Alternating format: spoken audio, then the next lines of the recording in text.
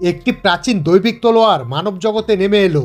অসীম ক্ষমতা লাভের আশায় অনেকেই সেই তলোয়ারটি তুলে নিতে চাইল, কিন্তু যেই সেটির কাছে যাওয়ার দুঃসাহস দেখালো তাকেই এক ঝটকায় দূরে ছিটকে ফেলে দেওয়া হলো। রাজা একটি বিশাল প্রতিযোগিতার আয়োজন করলেন। ঘোষণা করা হলো যে ব্যক্তি সেই দৈবিক তলোয়ারটি তুলে আনতে পারবে তাকে 5,000 সিন্ধুক স্বর্ণমুদ্রা পুরস্কার দেওয়া হবে এবং সেই রূপবতী রাজকুমারীকে বিয়ে করার সুযোগ পাবে। অগণিত মানুষ তাদের ভাগ্য পরীক্ষা করতে উৎসুক হলো, কিন্তু কেউ তলোয়ারটির কাছে পর্যন্ত পৌঁছাতে পারল না।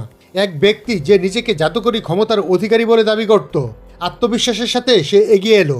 সে তার সমস্ত শক্তি প্রয়োগ করলো, কিন্তু মাত্র 2 পা এগোতে পারলো। যখন সে ক্লান্তিতে ভেঙে পড়ার উপক্রম হলো, তখন সে গোপনে তার জাদুকরী শক্তি বাড়ানোর জন্য একটি পানীয় পান করলো।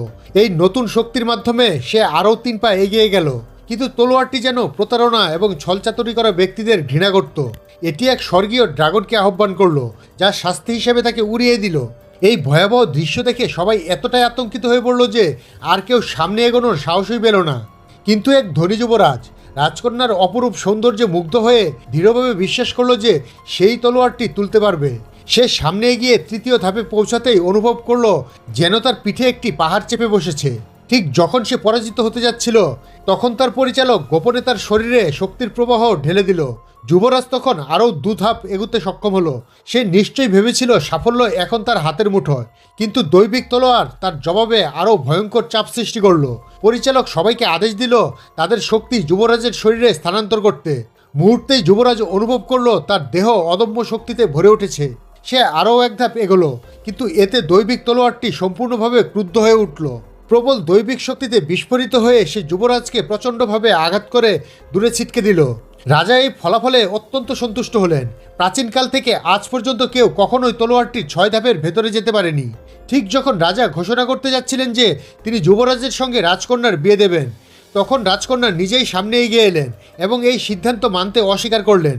শুধু তাই নয়, তিনি নিজেই দৈবিক তলোয়ারটি তুলতে চেষ্টা করার সিদ্ধান্ত নিলেন, কিন্তু 2য় ধাপে পৌঁছানোর পর তিনি আর 1 পাও এগোতে পারলেন না। ঠিক তখন ভিড়ের মধ্য থেকে এক ভিখারির মতো দেখতে মানুষ বেরিয়ে এলো। সে বলল, দৈবিক তলোয়ারটি তোলা তো পানি খাওয়ার মতোই সহজ। ধনী যুবরাজ তার কথা শুনে হাসতে লাগলো এবং তার অহংকার নিয়ে উপহাস করলো, কিন্তু সেই মানুষটি কোনো তোয়াক্কা না করে শান্ত ও স্থির পদক্ষেপে সামনে এগিয়ে যেতে লাগলো। ধাপে ধাপে সে দৈবিক তলোয়ারটির কাছে পৌঁছে গেল। ঠিক যখন সে তলোয়ারটি তুলতে যাচ্ছিল, তখন আবারও দৈবিক ড্রাগনের আবির্ভাব হলো। সবাই ভাবলো এবার সে ভয়ঙ্কর শাস্তি পাবে, কিন্তু ড্রাগনটি লোকটিকে দেখা মাত্র ভয়ে পালিয়ে গেল এবং 1 মুহূর্তের মধ্যেই অদৃশ্য হয়ে গেল। অবশেষে সবার সামনে সে দৈবিক তলোয়ারটি তুলে নিল। সেই মুহূর্ত থেকেই সে পৃথিবীর সবচেয়ে শক্তিশালী মানুষে পরিণত হলো এবং পুরস্কার সহ রাজকন্যাকেও পেল।